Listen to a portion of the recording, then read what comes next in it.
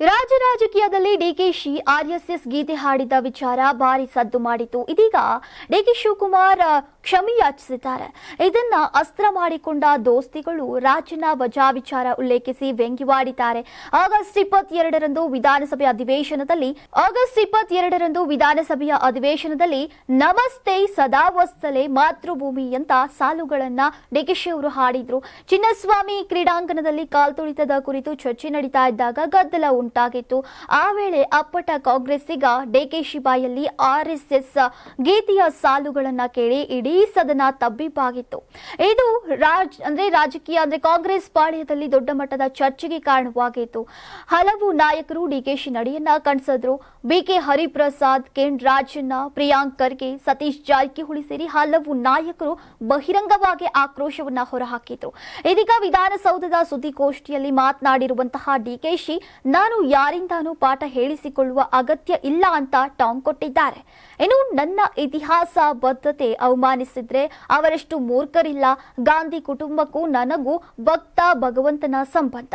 ಗಾಂಧಿ ಕುಟುಂಬದ ಮಾರ್ಗದರ್ಶನ ಪಡೆದು ಕೆಲಸ ಮಾಡ್ತೇನೆ. ನಾನು ಬಿಹಾರಕ್ಕೆ ಹೋದಾಗ್ಲೂ ಈ ಬಗ್ಗೆ ಕೇಳಿದ್ರು. ಪಕ್ಷದ ಹಿರಿಯ ನಾಯಕರು ಕೂಡ ನನಗೆ ಅಡ್ವೈಸ್ ಮಾಡಿದ್ದಾರೆ. ನಾನು ಅವ್ರಿಗಿಂತ ದೊಡ್ಡವನಲ್ಲ. ಯಾರ ಮನಸ್ಸನ್ನ ನೋಯಿಸೋಕೆ ನನಗೆ ಇಷ್ಟ ಇಲ್ಲ. ಕಾಂಗ್ರೆಸ್ ನಾಯಕರು, ಕಾರ್ಯಕರ್ತರು, ಇಂಡಿಯಾ ಒಕ್ಕೂಟದ ನಾಯಕರ ಕ್ಷಮೆ ಕೇಳ್ತೇನೆ. ನನಗೂ ಕಮ್ಯುನಿಸ್ಟ್ ವಿಚಾರ ಮಾತನಾಡೋಕೆ ಶಕ್ತಿ ಇದೆ. ಒಂದೇ ಮಾತರಂ ಬಗ್ಗೆ ಮಾತನಾಡ್ತೀನಿ. ಯದಾ ಯದಾ ಈ ಧರ್ಮಸ್ಯ ಬಗ್ಗೆ ಕೂಡ ಮಾತನಾಡ್ತೀನಿ. ಭಗವದ್ಗೀತೆ, ಚಾಣಕ್ಯ ನೀತಿಯನ್ನ ಮಾತಾಡ್ತೀನಿ. ನಾವೆಲ್ಲ ಸೇರಿ ಚರ್ಚೆ ಮಾಡೋಣ. ಈಗ ಚರ್ಚೆ ಮಾಡೋದು ಬೇಡ. ಚರ್ಚಿಸುವ ಅಗತ್ಯವೂ ಇಲ್ಲ. ನಾನು ಯಾರನ್ನ ನೋಯಿಸಲು ಇಷ್ಟೇ ಪಡಲ್ಲ. ನನ್ನ ಧರ್ಮವನ್ನ ಬಿಡೋದಕ್ಕೆ ನಾನು ತಯಾರಿಲ್ಲ.